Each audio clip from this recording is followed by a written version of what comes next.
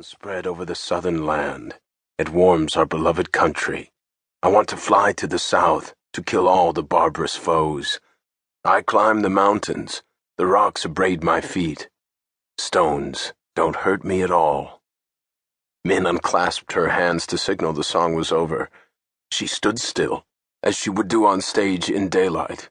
She did not bow because that would be seeking to receive credit for the song, credit that belonged to the fighters in the lyrics. In the dark, the Chinaman said, "Beautiful." Before any more could be said, somewhere high above the ceiling of leaves and branches, the night sky popped. Min held the breath she'd taken but had not expelled to say thank you. It froze in her throat, though her mouth hung wide open.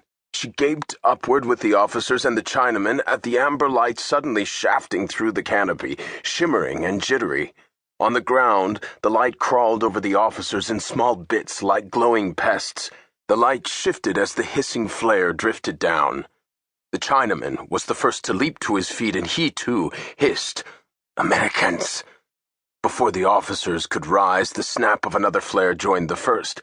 The glow through the trees doubled, and the ground around Min's sandals turned a livid orange. The officer with the lone rifle became frantic and confounded, trying to swing it off his back into his hands. He looked as if he were swatting at the bugs of light. A shout broke through the tree trunks and scrub and the unwavering grass under the false suns. Min did not speak English, but she knew the sound of a frightened man. The officer with the rifle managed to level it at his waist. He would have looked cavalier and capable in that posture, but he shook too much. Seconds stretched. The orange shivers of light crept upward, up tree trunks and into the leaves, up the bodies of the standing, frightened officers, the Chinaman and Min, while the twin flares descended. "What do we do?" whispered the one with the gun. It was terrible to see this man, the one with the only drawn gun, asking what to do. The others had not yet reached for their pistols.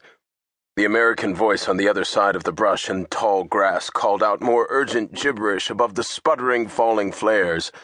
The officer with the rifle at his hip heard something Min did not. The American sounded as scared as she was, and why not? The American did not know how many of his foes were on the other side of his voice. Perhaps a gun in the hand makes a man more sensitive to these things, because the officer heard danger. He fired first, blindly, into the bushes. His gun blazed away, wrecking the brush left and right, up and down. Tracer rounds like red devils spurted out to find the American voice. The officer's bullets shredded leaves and splintered low branches, but in the blasting, Min could not tell if any Americans had been struck. The Chinaman stepped in front of her just as the answering fire came. Behind the Chinaman's back, she could not see any flashes from the enemy's weapons. She only heard their roar and the evil zip of hundreds of bullets. Her hands flew to her throat, as if by instinct to protect her one grace. All the officers began to ripple like flags in a wind. One bravely, finally, reached for his pistol, but did not get it out from his belt. He sank to his knees, still fighting to draw the gun as he toppled over. The Chinaman was the last to go down. Min, still with her breath clutched in her chest, flung her palms against his broad back to prop him up against the rounds slamming into him. She screamed for him not to fall. She dug under his armpits, but could hold him up no longer than a moment. In that fortunate instant, the American stopped shooting.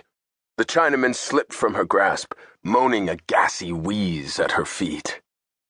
Overhead, one of the orange flares was finished. The other sputtered. The jungle waited, cloaked and ragged. The last severed leaves tumbled around her. One balanced on her shoulder. Min released her breath slowly, like cigarette smoke. She stood above a mound of twisted, wadded bodies. Horror padded toward her, a tiger of fear slipping through the night, drawn by the killings. Min bit her lower lip, a pain to wake her up. She fought to quell her darting eyes, her quaking hands, and her feet, which wanted to run. She stretched out her arms as if she were in traffic. She bid everything to grow still, the horror, too. She listened for a clue to the American's next move. She heard nothing. Mist from the guns rolled past. Her nostrils stung at the gray stink of powder. Every night bird held its tongue. The insects folded their wings. She was left alone with the silent, invisible Americans. 6 months ago, she'd had a bout of malaria and had seen her own death in a